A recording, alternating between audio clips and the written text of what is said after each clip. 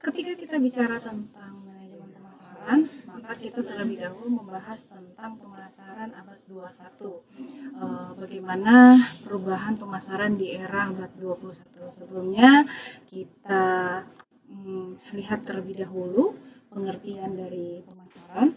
Pemasaran itu merupakan fungsi organisasi dan serangkaian proses untuk menciptakan, mengkomunikasikan, dan memberikan nilai kepada pelanggan.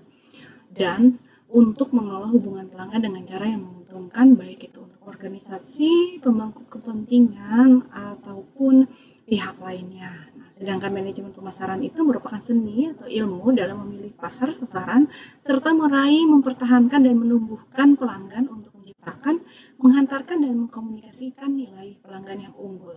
Lalu apa saja sih entitas pemasaran yang dipasarkan? Antara lain ada barang, jasa, pengalaman, orang, tempat, properti, organisasi, informasi, dan ide.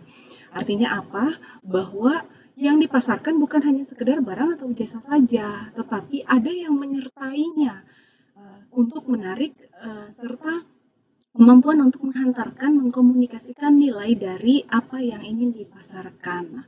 Lalu pelaku dalam pemasaran itu ada pemasar, prospek, serta ada 5 pasar dan alur hubungannya. Di mana pasar pemerintah itu menjadi center dari pasar sumber daya, pasar produsen, konsumen, dan pasar perantara. Pemasar ini adalah orang yang mencari respon, pemerhatian, pembelian, dukungan dari pihak lainnya. Sedangkan prospek adalah pemberi prospek. Lalu apa saja sih konsep inti dari pemasaran?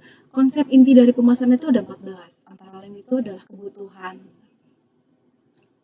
Bahwa kebutuhan itu adalah syarat hidup dasar manusia. Seperti semua orang itu butuh yang namanya makanan dan minuman.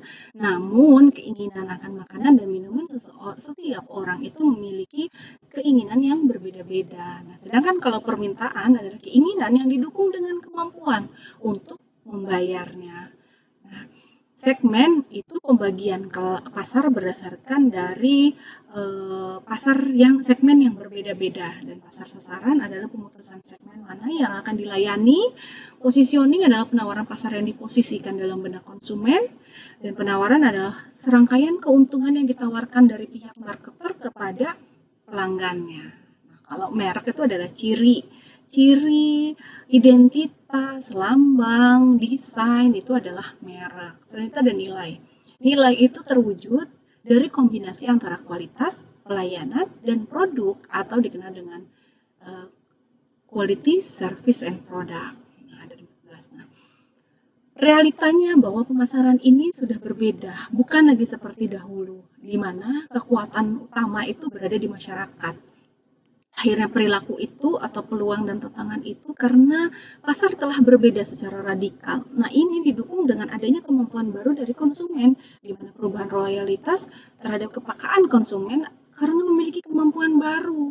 Nah, diwujudkanlah dengan kemampuan perusahaan juga yang baru, di mana perpaduan antara kekuatan nih, antara kemampuan perusahaan dengan kemampuan si konsumen.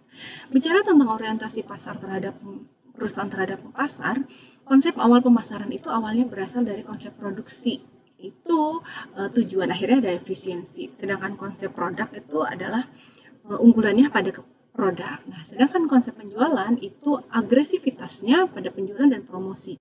Tetapi kalau konsep pemasaran orientasinya dengan pasar.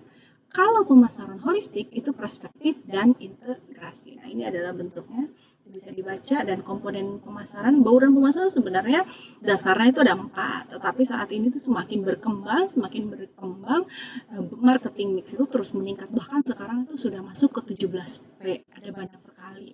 Lalu apa saja tugas pemasar? Nah, ini ada tugas pemasar. Baik, demikianlah untuk materi ya.